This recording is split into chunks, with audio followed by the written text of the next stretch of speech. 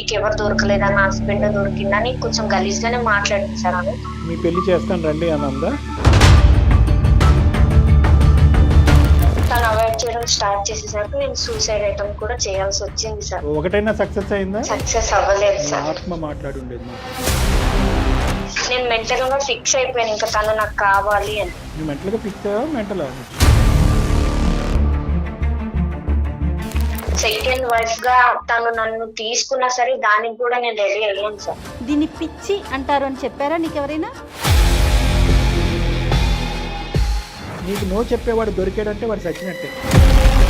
నేను సీక్రెట్ గానే ఉంటాను, మీ ఇద్దరికి మధ్యకి ఇబ్బంది ఏం తీసుకురాను నేను, కానీ తనంటే నాకు ఎక్కడ ఇష్టం. ఉంటావు సీక్రెట్ గా? మంచం కింద ఉంటావా? ఏం మాట్లాడుతున్నావు అమ్మా? సీక్రెట్ గా అంటే ఎక్కడ?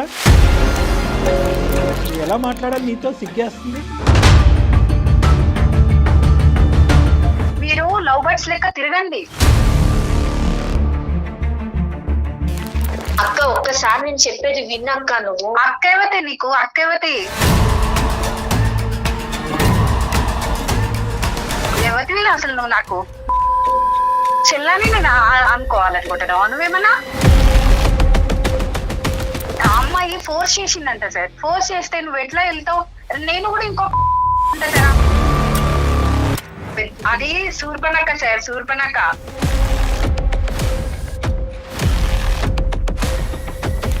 ఏం సమాధానం చెప్పాలో కూడా మాకు బోధపడట్లేదమ్మా, అంటే అర్థం కావట్లేదు.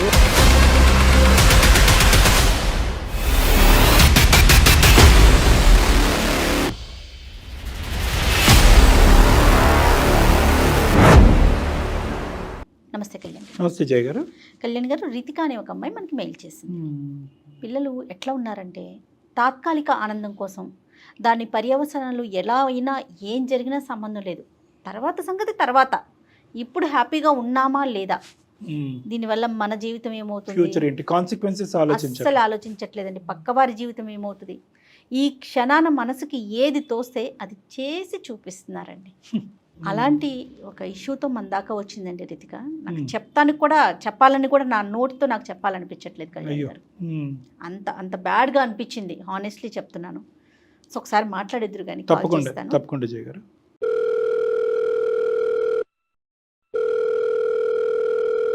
హలో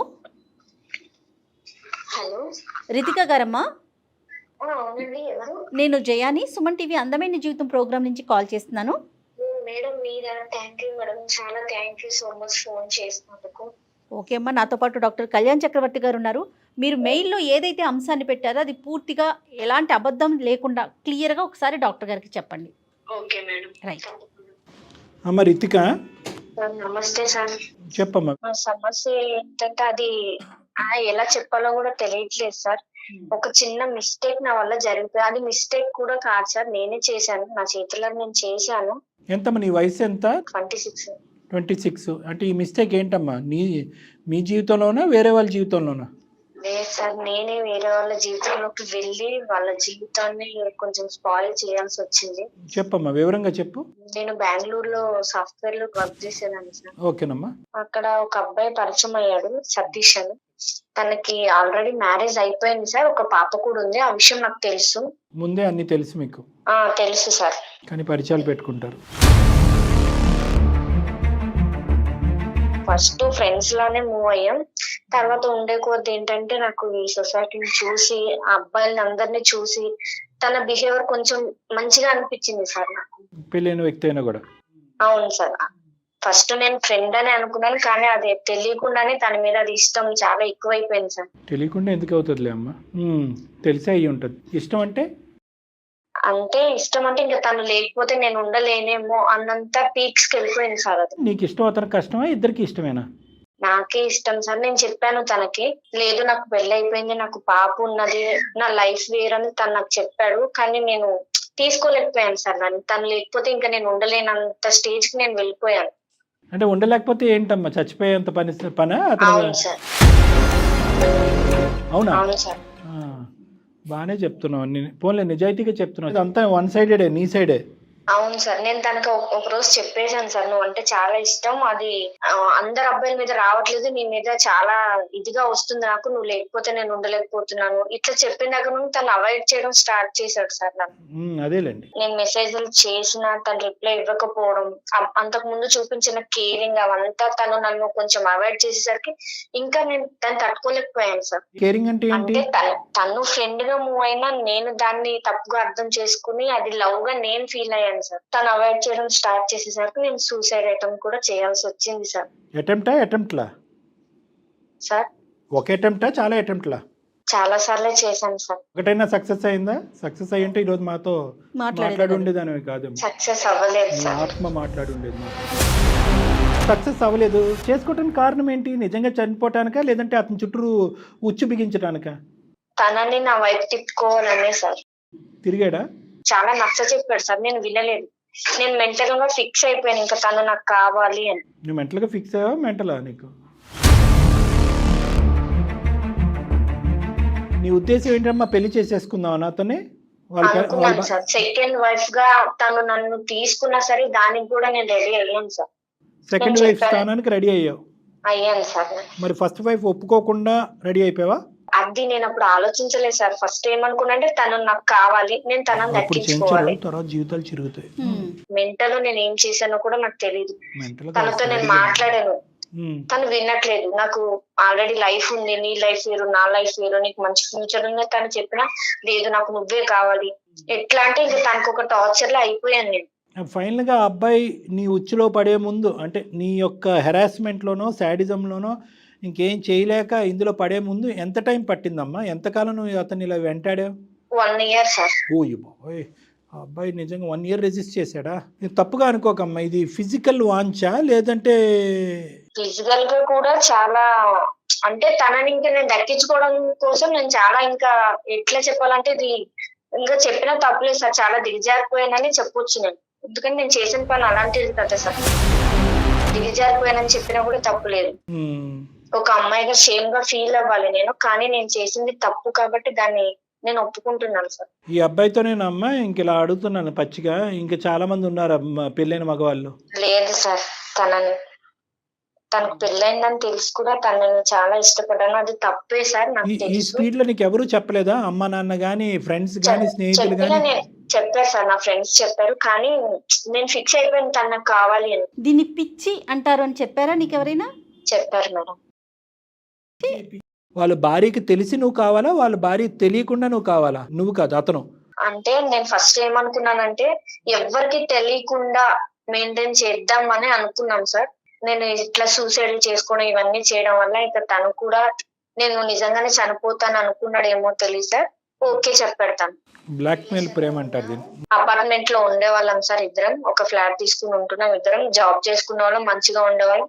అట్లా ఒక 5 months కంటిన్యూ అయ్యాం సార్. ఒక రోజు తను ఊరెళ్ళాక మా ఇద్దరు ఫొటోస్ అవి వాళ్ళ వైఫ్ ఎలా చూసిందో తెలీదు, వాళ్ళ వైఫ్ ఫొటోస్ చూసింది. చూసి నా నెంబర్ తను ఎలా తీసుకుందో లేదో నాకు కాల్ చేసింది సార్. తను ఎవరు నువ్వు ఏంటి మెసేజ్లు అవన్నీ చూసిందో లేదో నాకు తెలియదు సార్. అన్ని చూసినట్టే నాతో మాట్లాడింది సార్ తను. నువ్వెవరు ఏంటి అసలు ఏమనుకుంటున్నావు, నాకు ఒక పాప ఉంది, నా లైఫ్ ఏంటి, నీకు ఎవరు దొరకలేదా, నా హస్బెండ్ దొరికిందా అని కొంచెం గలీజ్ గానే మాట్లాడింది సార్. ఆమె మీ పెళ్లి చేస్తాను రండి అనందా? నేను బయటకు లాగుతాను, నువ్వు ఎక్కడ ఉంటావు, ఏంటి నీ అడ్రస్ ఏంటని నాతో చాలా ర్యాష్ లో మాట్లాడింది సార్. 1 hour మాట్లాడింది. నేను చెప్పాను తనకి నీ హస్బెండ్ అంటే నాకు ఇష్టం, నువ్వు ఓకే అంటే ఇద్దరం ఉందామని చెప్పాను సార్. ఇద్దరు కలిపి ఉండటం ఏంటి? అది ఏమైనా హోటలా?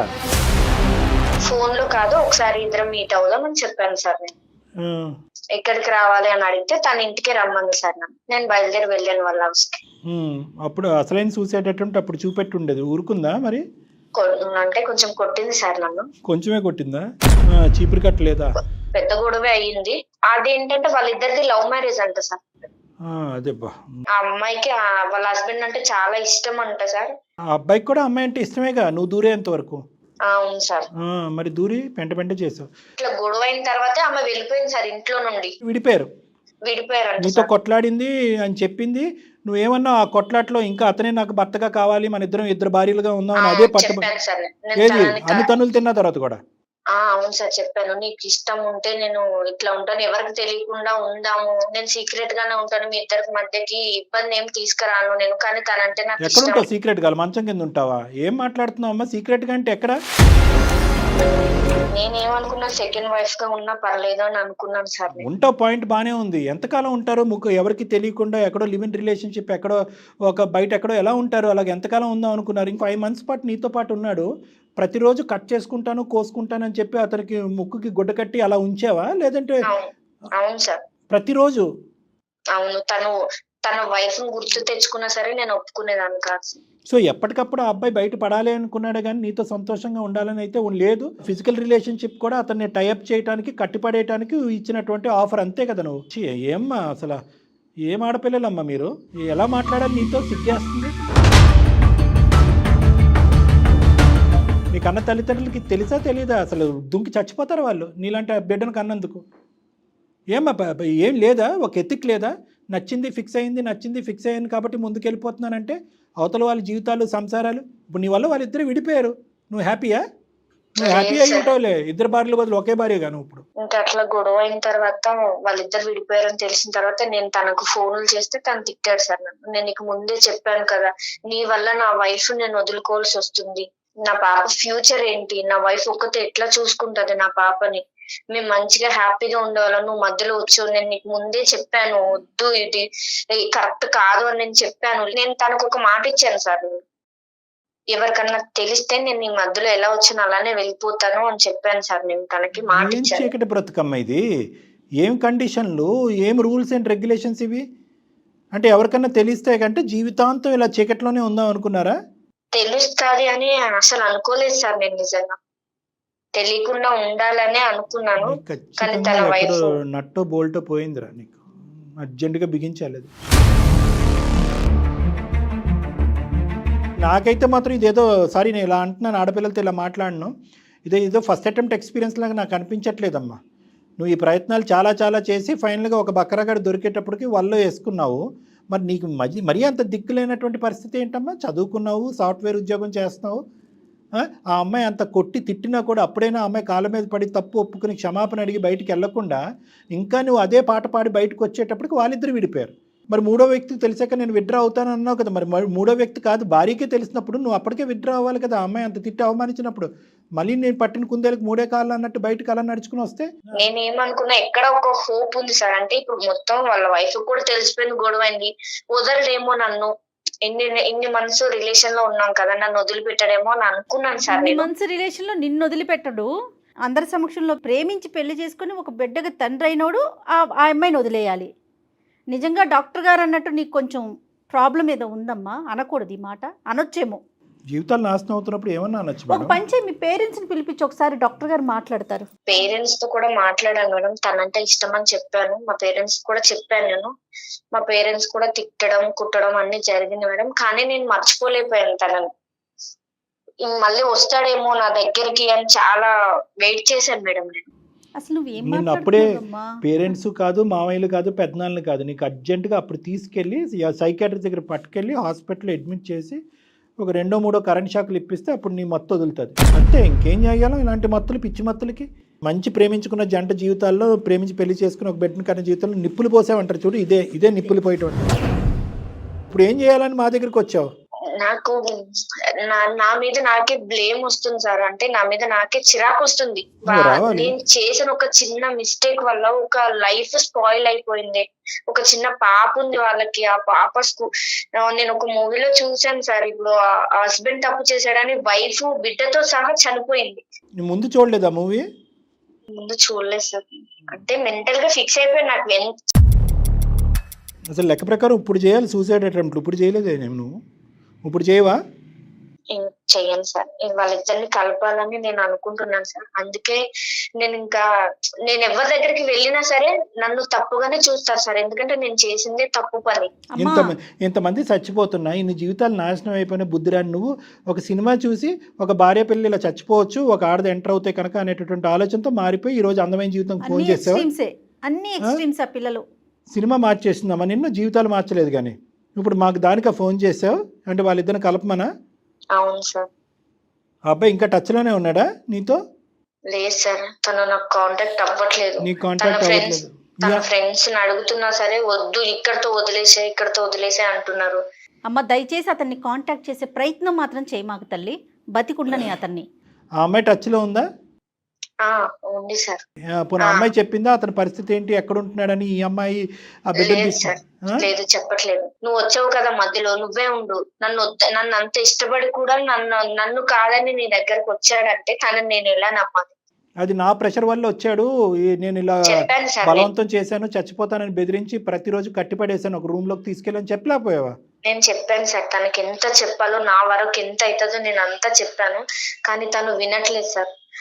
నాకు ఇంకా ఫోన్లు చెయ్యొద్దు కాదు, నువ్వు. ఇప్పుడు నీ లెక్క ప్రకారం మనం ఎవరితో మాట్లాడాలి? ఆవిడతో మాట్లాడాలా, అతనితో మాట్లాడాలా? తననే ఫస్ట్ కాంప్రమైజ్ చేయాలనుకుంటున్నాను సార్. నా వల్ల అవ్వట్లేదు. ఎక్కడో చిన్న హోప్, అందమైన జీవితం వల్ల మీ వల్ల ఏమన్నా అవుతుందేమో, నెక్స్ట్ ఇంకెవ్వరు కూడా నాలాగా ఇట్లా అవ్వకూడదని ఒక చిన్న హోప్ తో నేను మీకు మెయిల్ పెట్టాను సార్. నీలా అవ్వటం కాదు, నీలా అవును సార్. చెయ్యకూడదని. ఇంత మాట్లాడినా కూడా ఇప్పుడు నువ్వు మాట్లాడేటటువంటి సానుభూతి ఉంది చూడు, సార్ నా వల్ల తప్పు జరిగింది, నేను పాపం చేశాను, ఇది నిజంగా నీలో వచ్చిన మార్పా, లేదంటే ఇక్కడతో ఇది అయిపోయింది కాబట్టి ఇంకొక హనీ ట్రాప్ ఎక్కడన్నా ఉంటుందా? వీటిని హనీ ట్రాప్స్ అంటారు, మరి ఇంకోటి ఏమన్నా ఉందా? లేదు సార్, ఇట్లాంటిది ఏమి లేదు సార్. మరి ఏంటి ఈ అబ్బాయిలో ఉన్న అంత గొప్ప ప్రత్యేకతను వాళ్ళ జిగురులాగా అంటుకుని కూర్చున్నావు, ఫెవికాల్ లాగా? ప్రత్యేకత అంటే నేను ఇప్పటి వరకు చూసిన అబ్బాయిలో, నేను ఇన్ని సంవత్సరాలు చదువుకున్నాను, జాబ్ చేస్తున్నాను. నేను జాబ్ చేస్తూ కూడా 3 years అవుతుంది సార్. ఈ 3 years లో కూడా నాకు తినంత జెన్యున్ గా నాకు ఏ అబ్బాయి అనిపించలేదు సార్. ఇంకే అబ్బాయి అనిపించలేదు. 3 years లో ఒకటి కనిపించాడు, ఇంకో 5 years లో ఇలాంటి వాడు ఇంకోటి కనిపించాడు. ఏంటి అనే నా భయం. లేదు సార్, లేదు కాదు ఇది కాదు, నువ్వు చేయవలసింది, ఆలోచించవలసింది ఏంటంటే మనసుకి ఏదో నచ్చింది కాబట్టి మైండ్ వాడేయటం మర్చిపోకూడదు. కళ్ళెళ్ళిన కాదు డాక్టర్ గారు, కళ్ళెళ్ళిన ప్రతి చోటకి నువ్వు వెళ్ళిపోతావా? అదే కదా అమ్మాయి చేసింది. నీ మనసు వేరో, నీ ఆలోచన వేరో, నీ చదువు వేరు, నీ జీవితం వేరు. నీ మైండ్ ఒక్కసారి ఆలోచించడం అనేది నేర్చుకో, పరిణామాలు. సార్ నాకు ఈ 3 years లో కూడా నా వెంట చాలా మంది అబ్బాయిలే పడ్డారు, కానీ నాకు తిను నచ్చినంతగా నాకు ఎవరు నచ్చలేదు సార్. తన కేరింగ్ కానీ, తన జెన్యూన్, తన నీ సైకలాజికల్ ప్యాటర్న్ లో ఒక ప్రముఖమైనటువంటి, ఒక ప్రత్యేకమైనటువంటి ప్రాబ్లం ఉంది. ఎవరైతే ప్రత్యేకంగా వచ్చి నిన్ను నో అంటారో వాళ్ళకి నువ్వు కనెక్ట్ అవుతావు. నీకు ఎస్ అనేటటువంటి వాళ్ళు, నీ వెంటబడేటటువంటి వాళ్ళు నీకు కనిపించరు. ప్రత్యేకంగా పెళ్ళైనటువంటి వాళ్ళు అయ్యి ఉండాలి, వాళ్ళకు ఒక బాధ్యతలు ఉండాలి. నీ నువ్వు వాళ్ళ చుట్టూరు 1 సంవత్సరం పాటు తిప్పించుకోవాలి. నువ్వు కోసుకుంటా అన్నా కూడా నీ వైపు ఇష్టం చూపెట్టకూడదు. ఇలాంటి వాళ్ళే నీకు నచ్చుతారు. జాగ్రత్త, నువ్వు చాలా జాగ్రత్తగా ఉండాలి. ఎందుకంటే కనుక నిన్ను నచ్చి నీ అంటూ వచ్చే వాళ్ళ గురించి మనకు సమస్య లేదు, కానీ నీకు నో చెప్పేవాడు దొరికాడంటే వాడు సచ్చినట్టే. కాబట్టి మా భయం ఏంటంటే, నీకు ఇప్పుడు ఆ అమ్మాయితో మాట్లాడటం, వాళ్ళని కలపటం ఒక ఎత్తు అయితే కనుక, పూర్తి స్థాయి పరివర్తన కౌన్సిలింగ్ నీ లోపల తీసుకురావడం కూడా ఒక ఇంపార్టెంట్ ఇష్యూ. దాని పరంగా కూడా నిన్ను ఒక సైకియాట్రిస్టో, సైకాలజిస్ట్కో రెఫర్ చేసుకుని ఆ పుణ్యం కట్టుకోవాలి, సమాజానికి పుణ్యం కట్టుకోవాలి. మేము ఇంకెంతకంటే పచ్చిగా నేనేం మాట్లాడలేను. నీకు ఇప్పుడు వచ్చినటువంటి ఈ తూతూ మంత్రం బుద్ధి నాకేదో వచ్చేసిందని అనిపించట్లేదు. ఎందుకంటే సినిమా చూసాక కనువిప్పు కలిగిందని నువ్వు అంటే నా బుర్రపాడైపోతుంది. నేను నిజంగా పశ్చాత్తాప పడుతున్నాను సార్. నాకు తెలిసింది నా వల్ల ఒక ఫ్యామిలీ ఇదైపోయింది, వాళ్ళ పాప ఉంది, వాళ్ళ లైఫ్ స్పాయిల్ అయిపోయింది సార్. నాకు నిజంగా తెలిసి వచ్చింది సార్. అంటారు కదా, అంతా అయిపోయిన తర్వాత ఏడ్చి ఏం లాభం అని. నాది ఇప్పుడు అదే సిచ్యువేషన్ వచ్చింది సార్. మొత్తం అంతా జరిగిపోయింది. ఇప్పుడు నేనేం కోరుకుంటున్నానంటే సార్, నా వల్ల వాళ్ళ ఫ్యామిలీ ఇదైపోకూడదు సార్. వాళ్ళని కలపండి సార్ ప్లీజ్. నేను కోరుకుంటుంది అదే సార్. వాళ్ళు కలపటం ఒక ఎత్తు అయితే కనుక, నీ కండిషన్ గురించి కూడా మేము వర్రీ అవుతున్నాము. సరే, దాని గురించి తర్వాత ఆలోచిద్దాం.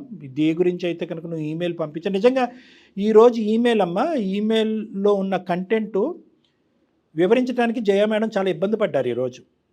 కానీ అటువంటి ఇబ్బందికరమైనటువంటి పరిస్థితి కూడా ఈరోజు నువ్వు బాధితురాలిలాగా మేము ఈ కేసు డీల్ చేయట్లేదు. సర్వసహజంగా మనకు ఫోన్ చేసేటటువంటి వాళ్ళు బాధితులు. ఇక్కడ నువ్వు బాధితురాలి కింద మేము టేకప్ చేయట్లేదు. నువ్వు కోరుకుంటున్నటువంటి వేరే వాళ్ళ యొక్క బాధితులు ఎవరైతే ఉన్నారో వాళ్ళ సిచ్యువేషన్ రెక్టిఫై చేస్తున్నాం, ఆ కుటుంబాన్ని కలపడానికి ఒక ప్రయత్నం చేస్తున్నాం. కానీ దాంతోపాటు నువ్వు మారటం అనేది కూడా చాలా ఇంపార్టెంట్. ఆ విధంగా కూడా నువ్వు ఫ్యూచర్లో కౌన్సిలింగో ట్రీట్మెంట్కో వెళ్తాను అనేది కూడా నువ్వు ప్రామిస్ చేయాలి. ఎవరితో మాట్లాడదామమ్మా? అతనితో మాట్లాడదామా లేకపోతే అమ్మాయితో మాట్లాడదామా? లేదు మేడం, అక్కతో మాట్లాడదాం. అక్క తర్వాత మళ్ళీ బావతో మాట్లాడతావేమో. వద్దులే అమ్మా, అక్కలో చెల్లెళ్ళు వద్దు తల్లి, రిలేషన్స్ వద్దమ్మా, అలాంటి కాంటాక్ట్స్ వద్దు. ఆ అమ్మాయి పేరేంటి?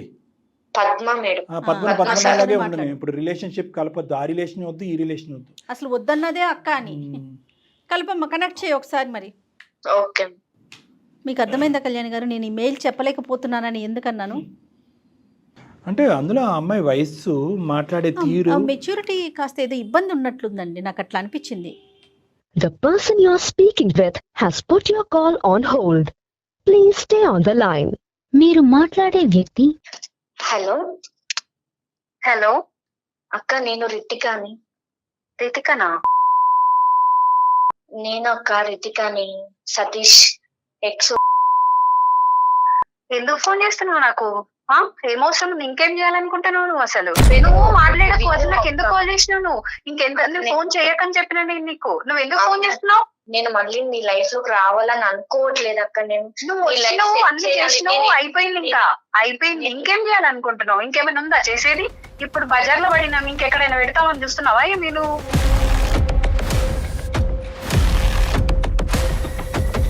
నా పాప కోసమైనా నేను కొన్ని రోజులు బ్రతకాలి కదా, అట్లా కూడా బ్రతకనియరా ఇంకా మీరు? అక్క నీ లైఫ్ నా వల్లే స్పాయిల్ అయ్యింది. దాన్ని నేను చెయ్యాలనుకుంటున్నాను. నువ్వు నీ వల్ల తన వల్ల నాకు అవసరం లేదు. నాకు అవసరం వదిలేసిన నేను, మీ ఇద్దరిని వదిలేసిన నేను. మీరు లవ్ బర్డ్స్ లెక్క తిరగండి, నాకు అవసరం లేదు. నేను మీ మధ్యలో ఎంత రాను. అర్థం చేసుకుంటున్నావు. మిస్టేక్ ఇవన్నీ చెప్పు నాకు. అందుకే మోసం చేసిల్లా? నాకు అంత హృదయం లేదమ్మా, నాకు అంత హృదయం లేదు. అక్క ఒక్కసారి నేను చెప్పేది విన్నక్క. నువ్వు అక్కవతే, నీకు అక్కవతే. ఎవరివి అసలు నువ్వు? నాకు ఏమనుకుంటున్నావు? ఏమని మాట్లాడుతున్నావు నువ్వు? ఏమన్నా అనాలి నిన్న? అసలు నిన్న చెల్లని నేను అనుకోవాలనుకుంటున్నావు? నువ్వేమన్నా అక్కని మానేసి నన్ను పిలవకు. పద్మ గారు నమస్తే అండి. సారీ అమ్మా, మీ కాల్ మధ్యలోకి వచ్చాము. మేము మధ్యలోకి రాలేదులేండి, ముందు నుంచే. ఎవరండి? నమస్తే అమ్మా, నా పేరు డాక్టర్ కళ్యాణ్ చక్రవర్తి అమ్మా. మేము అందమైన నమస్తే అమ్మా, సుమన్ టీవీ అందమైన జీవితం అనే ఒక కార్యక్రమం ఉంది, మీరు చూసే ఉంటారు. మీరెందుకు చేశారు సార్ నాకు? మేము చేయలేదమ్మా. అమ్మ మేము చేయలేదు, దయచేసి మా ఆలోచనని అపార్థం చేసుకోకండి. కొద్దిగా ఓపిక ఒక 2 నిమిషాలు వింటే మీకు పూర్తిగా అంతా అర్థం అవుతుంది. అప్పుడు నచ్చితే కాల్ ఉంచుదురు కానీ, లేదంటే మాకు చెప్పకుండా కూడా కట్ చేద్దరు కానీ. చెప్పేది విన్నాక నువ్వు అసలు మాట్లాడకమ్మా. ఒక్క నిమిషం రితిక, నువ్వు అక్క అని పిలిచిన, విను అని చెప్పిన, బాగుండండి అని చెప్పిన, ఏదన్నా రామ అంటే బూతులాగా వినిపిస్తుంది అందరికీ. కాబట్టి నువ్వు వచ్చినటువంటి ఉద్దేశం మంచిదైనా కూడా ఈరోజు నిన్ను అక్కడ బ్రేక్స్ వేసి అక్కడ ఆపుతున్నావు. నువ్వు ఏది కూడా కాంట్రిబ్యూట్ చేయడానికి ట్రై చేయొద్దు. ఇది కంప్లీట్గా పద్మగారి ఎరీనాలో ఉన్నటువంటి సబ్జెక్ట్. ఇది ఆవిడ ఇష్టమైతే ముందుకు వస్తుంది, కష్టమైతే విత్డ్రా అవుతుంది. నువ్వు దయచేసి బతిమాలి ఇంకా పరిస్థితిని ఇంకా హీనంగా చేసేటటువంటి కార్యక్రమం చేయొద్దు. పద్మగారు, మేము అందమైన జీవితం నుంచి నేను డాక్టర్ కళ్యాణ్ చక్రవర్తి, నాతో పాటు జయ గారు ఉన్నారు, సీనియర్ హోస్ట్. మేము ఇక్కడ ఒక్కటేనమ్మా, ఇక్కడ మేము మాట్లాడేది ఏంటంటే చాలా ఒక అసభ్యకరంగా, ఒక అసహ్యంగా, తల్లిదండ్రులు, సభ్య సమాజం అందరూ తలదించుకునేటటువంటి విధంగా ఒక అమ్మాయి చేసినటువంటి తప్పుకి ఆ అమ్మాయి ఎన్నిసార్లు క్షమాపణ చెప్పినా ఆ అమ్మాయి తరపున మేము సభ్య సమాజం తరపున మీకు క్షమాపణ కోరుకుంటున్నాం. ఎందుకంటే పచ్చగా ఉన్నటువంటి ఒక కాపురం ఈరోజు విచ్ఛిన్నం అయిపోయింది, అతి దారుణమైన పరిస్థితికి వెళ్ళిపోయింది అనేది మేము మనస్ఫూర్తిగా చింతిస్తున్నాం, బాధపడుతున్నాం తల్లి. జరిగినటువంటి కథ అంతా కూడా మేము ఈ అమ్మాయి మాటల్లో విన్నాం. మీ వరకు ఏం విన్నారు అనేది, ఎందుకు మీరు మనస్తాపం చెందారు, మీరు ఏం కోరుకుంటున్నారు, ప్రస్తుతం మీ భర్త గారి యొక్క పరిస్థితి, మీరు ఎక్కడున్నారు, బెడ్ ఎక్కడుంది, ఇవి కొద్దిగా మాకు వివరించండి అమ్మ, ఒక 2 నిమిషాలు. నేను ఒక 2 మినిట్స్ మాట్లాడతాను. అసలు జరిగింది ఏంటంటే సార్, నేను మా హస్బెండ్ ఇంతకు ముందు ఇక్కడ హైదరాబాద్ లో ఉండేవాళ్ళం సార్. ఇక్కడ మాది లవ్ మ్యారేజ్ సార్. మేమిద్దరం ఒక 1 year వరకు, 1.5 year వరకు లవ్ చేసుకొని పెళ్లి చేసుకున్నాం సార్. పెళ్లి కూడా మా పేరెంట్స్, నేను వాళ్ళు ఒప్పుకోకపోయినా నేను వాళ్ళని ఒప్పించి మరి మ్యారేజ్ చేసుకున్నాను సార్. చేసుకున్నాక మేము బెంగళూరులో వెళ్ళిపోయాం సార్. అక్కడికి షిఫ్ట్ అయిపోయాను. నాకు ప్రెగ్నెన్సీ వల్ల నేను జాబ్ ఆఫ్ చేసాను సార్. కొంచెం నాకు బెడ్ రెస్ట్ వల్ల నేను హైదరాబాద్ కి, ఇక్కడికి మా ప్రాపర్ వచ్చి హైదరాబాద్ సార్. నేను హైదరాబాద్ మా మమ్మీ వాళ్ళ దగ్గరికి వచ్చినాను సార్. డెలివరీ కోసం వచ్చి కొంచెం నాకు హెల్త్ బాగాలేక ఇక్కడికి వచ్చినాను. మా హస్బెండ్ అక్కడే ఉన్నారు. వచ్చాను మేడం నేను ఇక్కడికి. నేను ఇక్కడికి వచ్చినాక మా హస్బెండ్ అక్కడే జాబ్ చేస్తున్నాడు. నాకు రోజు కాల్ చేసేది. చాలా బాగుండేది మేడం. మేము మా లైఫ్ చాలా అంటే చాలా హ్యాపీగా మూవ్ అయింది మేడం.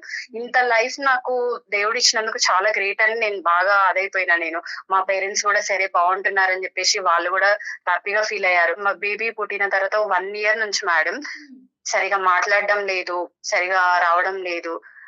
1 month కి ఒకసారి మన 1 month లో 15 days కి ఒకసారి వచ్చేవాడు. 1 month కూడా రాకుండా అయిపోయాడు. అట్లా ఒక 1 year వరకు చేశాడు. నాకు ఎందుకో డౌట్ వచ్చింది. డౌట్ వచ్చి ఒకసారి నేను ఇట్లా ఫొటోస్ ఇవి ఫోన్ లో అవి ఇవి చెక్ చేసిన. నేను ఎప్పుడు చెక్ చేయను, కానీ నాకు డౌట్ రావడం వల్ల ఏమైంది అసలు అని తెలుసుకోవడానికి నేను చెక్ చేసిన మేడం. మొత్తం డిలీట్ చేశాడు సార్. డిలీట్ చేస్తే రీసైకిల్ బిన్ లో చూసాను సార్ నేను ఇవన్నీ. చూసిన తర్వాత అప్పుడు నేను ఫస్ట్ అయితే అడగలేదు సార్, సరే ఏం చేస్తాడు ఇంకేం చేస్తాడు అని చెప్పేసి చూసిన. సరే మాట్లాడేమో, నాకు తెలియలేదు అనుకుంటుండే కదా అని చెప్పేసి నేను సైలెంట్ అయిపోయినా. అది రోజుకి ఎక్కువ చేసేసి మొత్తం అవాయిడ్ చేసే కాడికి వెళ్ళిపోయాడు. ఇట్లా చేసినప్పుడు నాకు అవసరమా సార్? నేను నిలదీసి అడిగినప్పుడు ఆ అమ్మాయికి తెలిసిందట. తెలిసి ఈయన ఏం చేసిండు, వదిలేసిన, నాకు అమ్మాయితో ఏం సంబంధం లేదు, ఆ అమ్మాయినే నన్ను ఫోర్స్ చేసింది, ఆ అమ్మాయి ఇట్లా. అంటే ఇప్పుడు రోడ్డు మీద ఎంతో మంది ఫోర్స్ చేస్తారు, అందరి దగ్గరికి వెళ్తారా సార్? అట్లా చెప్పండి. అడగాల్సింది అమ్మాయిని మీరే బాగా అడిగారు. ఇప్పుడు నా లైఫ్ గురించి ఆలోచించాలి కదా. నేను ఆయన నమ్ముకొని వచ్చిన కదా సార్, నా పేరెంట్స్ ని వదులుకొని.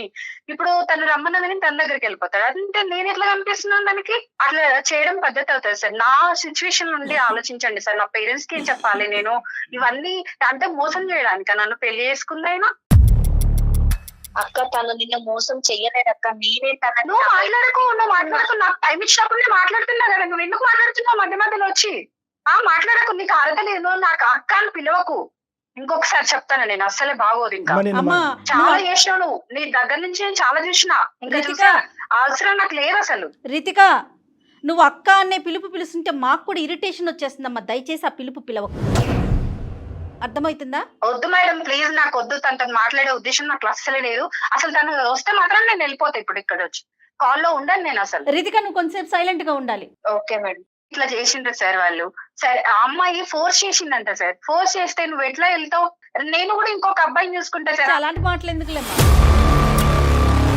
ఏం సమాధానం చెప్పాలో కూడా మాకు బోధపడట్లేదమ్మా. అంటే అర్థం కావట్లేదు. అంటే సార్ మీరే అట్లా అంటే నా సిచ్యువేషన్ లో ఉండి ఆలోచించండి సార్. ఒక అమ్మాయిగా నేను ఇట్లా నా పాపను పట్టుకొని ఇప్పుడు సార్ నాకు ఇవన్నీ అవసరం లేదు సార్. నా బేబీని నేను పెంచుకోలేనా? తను నాకు అవసరమా? ఆయన చేసిందని చెప్పేసి ఆయన అదిలో పడిపోయి నా బ్రెయిన్ కొన్ని రోజులు పని చేయలేదు సార్. నాకు ఏం చేయాలో కూడా అర్థమైతే లేదు. నేను పిచ్చిదాన్ని అయిపోయినా. అమ్మా ఇక్కడ ఏంటంటే, అమ్మ ఇక్కడ నేను ఇలా చెప్తే మీకు నచ్చదు. మీరున్న హీట్లో మీకు జరిగినటువంటి అన్యాయంకి ఏం చెప్పినా కూడా మీకు అది బ్రెయిన్కి ఎక్కకపోవచ్చు. ప్లస్ నెంబర్ 1, నెంబర్ 2 ఏంటంటే, మీ స్థానాన్ని మీరు నమ్మి మీరు ఇంటిగ్రిటీకి ఒక ఇంపార్టెన్స్ ఇచ్చారు, వ్యక్తిత్వానికి ఇంపార్టెన్స్ ఇచ్చారు. ఒక ఆడపిల్ల ఎవరో రోడ్డు మీద పోయేటటువంటి అమ్మాయి నేను చచ్చిపోతాను నువ్వు నన్ను ప్రేమించంటే వెళ్ళిపోయి ఒక భర్త వెళ్ళిపోయి ఉండిపోతాడు. ఇలాంటి ప్రశ్నలకి దేనికి కూడా మా దగ్గర సమాధానం లేదు. దేనికి కూడా మా దగ్గర సార్ ఎలా ఉంటాయి చెప్పండి? చేసేది కరెక్ట్ అయితే మనం కరెక్ట్ అనుకోవచ్చు సార్. కానీ ఈ రోజు పద్మ, ఈరోజు అది వాళ్ళు చేసింది ఏం కరెక్ట్ కదమ్మా. ఇంకా పచ్చిగా చెప్పాలంటే బూతు పని అది. ఓకేనా? అతను ఈ అమ్మాయి 70% చేస్తే మీ ఆయన 30% చేసాడు. నోట్లో ఏలు పెడితే కొరకన బ్యాచ్ కూడా కాదు. ఇలా ఒక ఆడపిల్ల వచ్చి పరిచయమైనటువంటి కొన్ని రోజులకే ఫ్రెండ్షిప్, రిలేషన్షిప్ అని చెప్పి నా మెడమే కత్తి పెట్టిందే, నాతో పాటు కాపురం చేస్తావా సస్తావా, సీక్రెట్గా 2 భార్యల కింద ఉందాము అని ప్రపోజల్ చేస్తుంది అంటే కనుక అతను గర్జించి అడిగేటటువంటి ధైర్యం లేకపోతే మిమ్మల్ని వచ్చి అడుగుతుంటే కనుక మీరు చీపురు కట్ట తిరగేసి 2 వాయించుండేవారు కదమ్మా అప్పుడే ఈ అమ్మాయిని. సెట్ అయిపోయి ఉండదు మొత్తం అంతా కూడా. అలా చెప్పకుండా అయిపోయిన తర్వాత స్టార్టింగ్ లో అంటున్నాను, మీ భర్త కూడా ఈక్వల్ గా తప్పు ఎక్కడ చేశాడు అనే మాట ఎందుకు అంటున్నానంటే, స్టార్టింగ్ లోనే నిజంగా అతని మీద వాడు ఇట్లా మోసం చేసినాక వాడు ఊసే వద్దు సార్ మనకి. నువ్వు వాడంటావో వీడంటావో నాకు తెలియదు కానీ మనసు విలిగిపోయింది కదా. వద్దు సార్, అట్లాంటి వ్యక్తులకి విలువ ఇయ్యని అవసరం లేదు మనము. అమ్మ నువ్వు ప్రేమించి నువ్వు పెళ్లి చేసుకున్నటువంటి భర్త గురించి నీకంటే నేను ఎక్కువ మాట్లాడలేను. అతనితో అసలు వాస్తవానికి నేను మాట్లాడలేదు, చూడలేదు, మీరిద్దరు చెప్తుంటేనే వింటాం. కానీ ఈ అమ్మాయి పరిచయం అయ్యేంతవరకు నేను మిమ్మల్ని కలపాలి లేదంటే ఖచ్చితంగా ఆ ఉద్దేశంతో నేను ఇక్కడ దిగలేదు. At the end of the day నేను మాట్లాడినటువంటి విధంగా నాకున్నటువంటి ఉద్దేశం నీ మనసులో ఎవరన్నా మాట్లాడారో లేదో నాకు తెలియదు. కాబట్టి ఒక్కసారి ఆ ఆప్షన్స్ అనేటటువంటిది, ఆ పాయింట్స్ అనేటటువంటిది, జీవితానికి సంబంధించినటువంటి ఆ బిడ్డకు సంబంధించిన భవిష్యత్తు గురించి కొన్ని అంశాలు నేను చెప్తానమ్మా. అవి నీ మనసుకు అత్తుకుంటే కనుక ముందుకు అడిగాయి, లేదంటే నువ్వు ఎక్కడైతే నిలబడ్డావో అక్కడే నిలబడు. నువ్వు ఈ అమ్మాయిని చూసుకుని మీ భర్తని ఇంకో 2 రెట్లు ఎక్కువ అసహించుకోవద్దు. ఈ అమ్మాయి డిలీట్ అయిపోయింది, అర్థమైందా? ఈ అమ్మాయి డిలీట్ అవ్వకపోయినా కూడా ఈ అమ్మాయిని ఖచ్చితంగా సొసైటీకి ఈ అమ్మాయి ఒక చీడపురుగు కింద ఉండకుండా ఈ అమ్మాయి మానసిక పరిస్థితి సరిచేసేటటువంటి ప్రయత్నం పూర్తి స్థాయిలో నేను చేస్తాను అనేటటువంటి విధానంగా నీకు వాగ్దానం చేస్తాను. ఈ అమ్మాయి కళ్ళ ద్వారా, ఈ అమ్మాయి మాటల ద్వారా, ఈ అమ్మాయి చేసిన పనుల ద్వారా నీ భర్తను చూడద్దు. నువ్వు ఎవరినైతే కనుక అసలు సిసలుగా ప్రేమించావో, నమ్మేవో, పెళ్లి చేసుకున్నావో, ఈ అమ్మాయి దూరేంత వరకు ఎంత చక్కగా మీ కుటుంబం ఉందో ఆ అబ్బాయి గురించే ఆలోచించమంటున్నాను, ఆ సతీష్ గురించే నేను ఆలోచించమంటున్నాను. ఇదంతా కూడా నేను ఒక బ్యాడ్ ఫేస్ కింద వర్ణిస్తానమ్మా. లేదండి, సతీష్ యొక్క ఆలోచనలో కూడా బలహీనత ఉంది. ఈ అమ్మాయి కాదు, అంతకుముందు కూడా అతని వ్యక్తిత్వంలో లోపాలు ఉన్నాయి, చాలా వీక్నెసెస్లో చాలా సందర్భాల్లో వేరే ఆడపిల్లలు కూడా ఇతన్ని ట్రాప్లోకి వెళ్ళాడని అనుకుంటే వేస్ట్. చరిత్ర చెప్పట్లేదు. నువ్వు తప్ప అతని జీవితంలో ఎవరూ లేరు, నిన్నే ప్రేమించాడు, స్వచ్ఛంగా పెళ్లి చేసుకున్నాడు, హ్యాపీగా బిడ్డను కానీ హ్యాపీగా ఉన్నారు. ఈ అమ్మాయి మామూలుగా పీడీ కాదమ్మా, personality disorder, narcissistic personality disorder అంటారు. వీళ్ళు ఎలాంటి భయంకరమైనటువంటి అంటే 100 మందికి ఇలాంటి ఆడపిల్లలు 3 ఉంటాయి. వీళ్ళే సమాజంలో జరిగేటటువంటి ఈ హత్యలు, ఆత్మహత్యలు ఇలాంటి వాటికని ప్రధానమైనటువంటి కారకులు. ఇప్పుడు ఈ విపరీతంగా న్యూస్ స్టోరీల్లో చూస్తున్నా చూడండి, ఎక్కడ ఉన్న అమ్మాయి మా జీవితంలో దూరింది, సర్వనాశనం చేసింది, నా మొగుడిని చిక్కుపోయి, వీళ్ళందరూ కూడా ఈ narcissistic personality disorders, border line personality disorders అంటారు. వీళ్ళకి ఏంటంటే వీళ్ళు ఏదన్నా పట్టుకుంటే కనుక 600 అయినా 106 వాళ్ళు పట్టు మాత్రం వదలరు. ఈ అమ్మాయి వెనకట్ల పడినటువంటి మగాళ్ళు ఎంతోమంది ఉన్నారంట, ఆ లిస్టు మనకు అనవసరం. కానీ మీ ఆయన మామూలుగా రెసిస్ట్ చేయలేదు. ప్రతిరోజు అతని మెడ మీద కత్తి పెట్టడం కాదు కానీ తన మెడ మీద కత్తి పెట్టుకుని అతను అక్కడే కూర్చోపెట్టింది, భయపెట్టింది.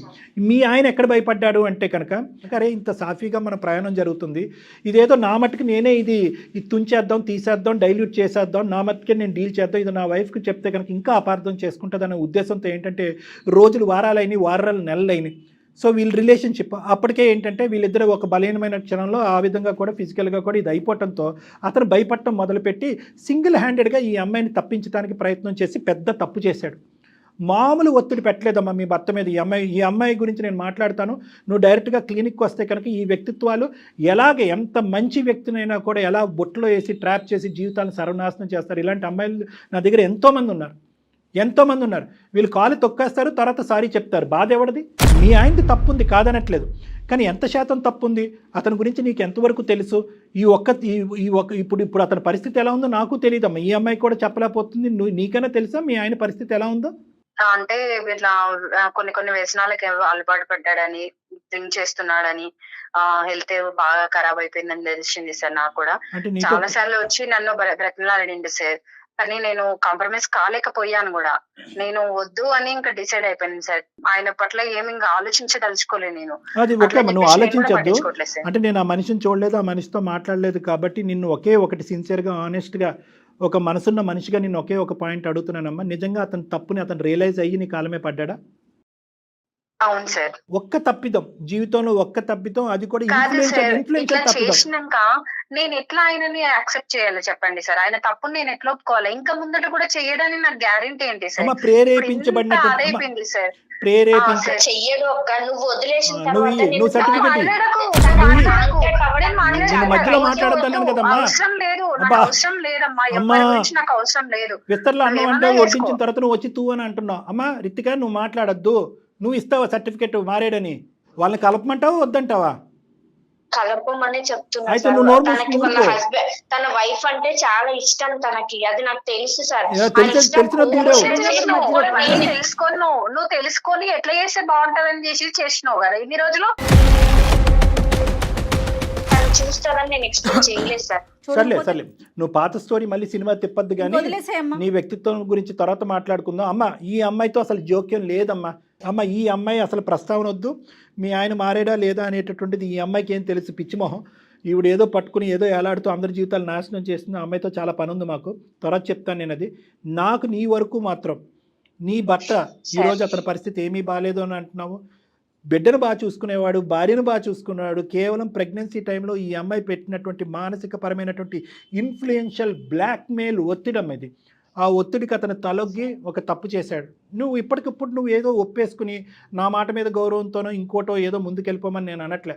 ఒక్కసారి మీరు వస్తే కనుక నేను కూడా అతన్ని ఫోన్ చేసి పిలిపించుకుంటాను నా దగ్గరికి. నా సమక్షంలోనే మీరు మాట్లాడుకోండి. దయచేసి ఈ కాపురం మాత్రం విడిపోవలసినటువంటి కాపురం కాదు. ఇలా అయితే కనుక మీరు కానీ ఈ బేసిస్ మీద విడిపోతే కనుక ఇదే ఎగ్జాంపుల్ తీసుకుని ఇలాంటి ఆడపిల్లలు చాలామంది ఉన్నారు సమాజంలో.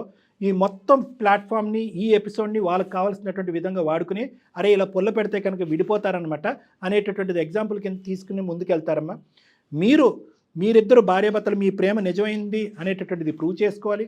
ఆ పిల్లకి ఒక చక్కటి తల్లిదండ్రుల కింద మారి ముందుకెళ్తాం అనేటటువంటి ఆలోచనతో ముందుకెళ్ళాలి. దానికి మీ ఇద్దరిని కలపడానికి ఏ వంతు ప్రయత్నం చేయమన్నా నా వంతు ప్రయత్నం చేస్తాను. ఏ స్థాయి వరకైనా వెళ్తా. మార్పు రాకపోతే మీ ఆయన కూడా మొండిగా వ్యవహరించి ఏమీ రియలైజ్ కానటువంటి మాట్లాడండి సార్, మరి మాట్లాడండి. ఫస్ట్ మీరు తనతో మాట్లాడండి సార్, నేను తర్వాత నేను ఆలోచిస్తా సార్. నేను కూడా వెరీ గుడ్ అమ్మా, వెరీ గుడ్. అట్లీస్ట్ నాకు ఆ చిన్నపాటి అవకాశం ఇచ్చావు కదా, నేను దూరిపోతాను. నేను అనేది ఏంటంటే అతనికి ఫోన్ చేస్తాను, అతనికి ఫోన్ చేసి నా క్లినిక్ పిలిపించుకుని నేను మాట్లాడతాను. నేను ఫోన్ చేసినప్పుడు ఒక 2-3 సార్లు అతనితో మాట్లాడిన తర్వాత నువ్వు వద్ది కానీ ఇద్దరు ఎదురు కూర్చొని మాట్లాడుకుందాం. మీరిద్దరు ఏమనుకుంటే అదే ఫైనల్గా నేను ఏకీభవిస్తాను. నా నమ్మకం నాకు ఉంది, కానీ final decision is up to both of you. సరే సార్, నేనైతే కాంప్రమైజ్ అవ్వలేను సార్. మీరు చెప్తున్నారు కాబట్టి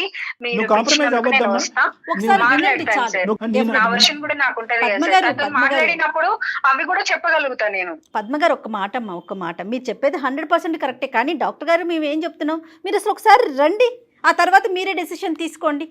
సరే మేడం, మీరు చెప్తున్నారు కదా మేడం. నీ మాట మీద నీ నమ్మకం నీకుందమ్మా. నా ఆలోచన, నా అనుభవం మీద నాకు నమ్మకం ఉంది. ఈ రెండు కలిపి ఎక్కడి వరకు వెళ్తాయి అనేది మనం మ్యాచ్ చేసుకుని చూద్దాం. మిగతాది భగవంతుడి చేతిలో వదులుదాం. ఏమ్మా, ఆ బిడ్డ భవిష్యత్తు చేతిలో అంతే వదిలేయాలి. ఇప్పటి నుంచి అయితే తను అయితే నాకు కాల్ చేయొచ్చు సార్. అది శూర్పణఖ సార్, శూర్పణఖ.